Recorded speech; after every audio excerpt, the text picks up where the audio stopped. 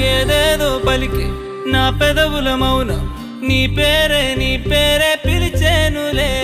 నీ పిచ్చితోనే అల్లాడే ప్రాణం నిన్నేలే